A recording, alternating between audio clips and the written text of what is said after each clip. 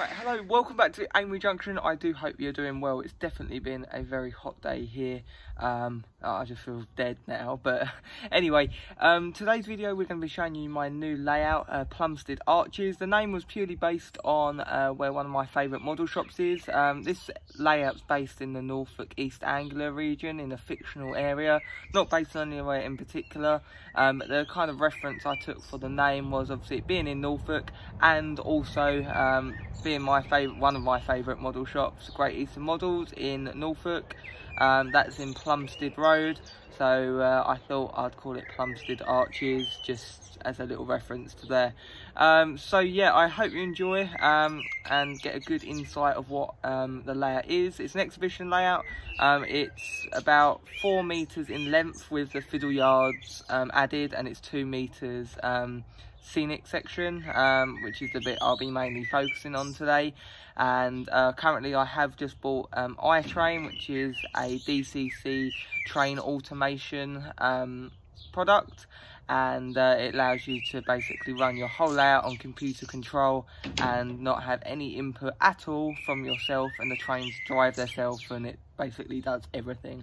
So I think it's going to be quite an interesting, cool one, and something different to what I've done before. It's got a lot of height and different terrain levels, which I really wanted to do, and definitely will be a feature on all my layouts that I build in the future, making a bit more terrain different in height levels and that.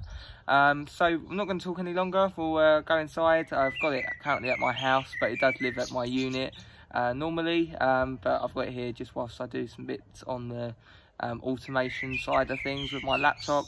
But I'll show you what I've been doing scenic wise. It is going really well. Obviously being in lockdown, 2 weeks has flown by since I got the boards built, and I've done loads. So let's go in and I'll show you what I've done. Right, okay, so we're on the layout now. I've got it set up in our conservatory temporarily. So this is Plumstead Arches. Obviously you can see where it gets the second part of its name. It's got these very nice L-cut creative arches, which are really a stunning kit. So this is the overall look of the layout. We're just going to look at the 2 metre scenic section mainly. So starting off, this is a town scene. Got lots of lights and a few more bits still to add. Obviously got over the back the L-cut creative arch kits, which I've had done all the different shops. So I chose a coffee shop, Tesco, and a Greggs, because why not? They're probably some of my favourite shops, if I'm honest. So yeah, this is a station entrance. It's going to have detailing inside and probably some lights that will make kind of a 3D element. So we've got some ticket barriers and some other little bits that will add to the detailing of inside, as well as some lift shafts. And as you can see, there's loads of different kits on the town scene and figures, which are mainly backman and knock figures, along with scale model railway scenery kits and 10 commandments. So we've got some Belisha beacons that are going to light up, temporary traffic lights that are on their own module, as well as these really nice Express Models pub garland lights. I'm going to put some picnic benches and some few more bits in the back garden. On the basis of that pub slash hotel, it's got a disco light just inside, so it's not on yet. I'm still yet to do all that, so that will light up like a very good disco. So the next bit is the motorway. We've got cones that light up, which are by Layouts for You, and obviously a very nice Kites Lights police car that lights up, which you might have seen on my Facebook. I haven't got it on, but that is actually wired up and ready to go. So that does really look nice and makes a nice little scene moving on to our embankment, which I think turned out really nice and really does capture the feel of an overgrown railway embankment. So at the top we've got some backman figures, and then I've also added some Tasma flowers along the way, which then obviously goes on to our canal, which is fitted with scale model railway scenery canal piling. That's the bit that mainly needs work this end, along with the industrial area. As you can see, there's still bare bits of board showing, and this bit will be covered in brick card, and I'll make my own tunnel portal, or I might use the one I've got, but that's just there for reference. So this Hornby building, I've drilled in them lights, which are from Kites Lights. They're security lights, so I think they should look pretty cool once on, and along with I've got some custom vehicles from Shed-Ring Hobbies, which you can see there. So at the moment I'm really pleased with the progress that I've done across the whole layout, but this is one of the areas I'm especially pleased with. I've got some items from Shed-Ring Hobbies that just add to the detailing, which I think looks really nice, and some scale model railway scenery kits, along with some Bachmann and Oxford diecast products. So this yard I'm really happy with. It really created the look I wanted. Right, so although I might have been a little bit quiet recently, lots of projects have been going on, such as this Hornby 153.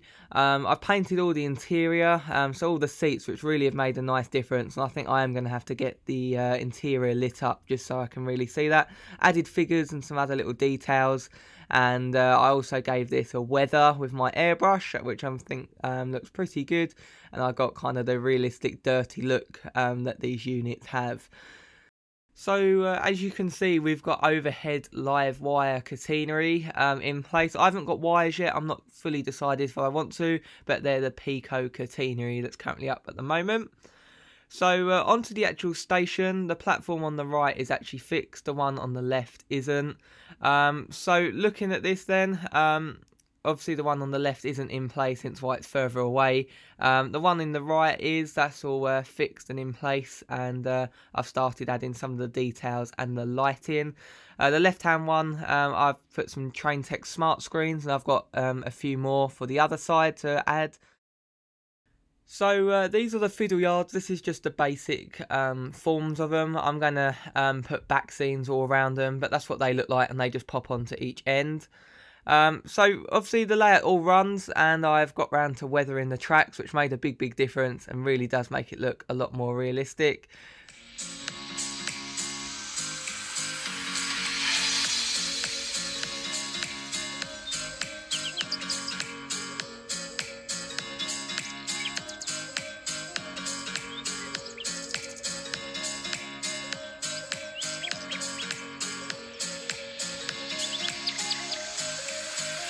So in total it's not finished, but I'm really happy with the progress I've made so far. So watch this space and stay tuned for further updates.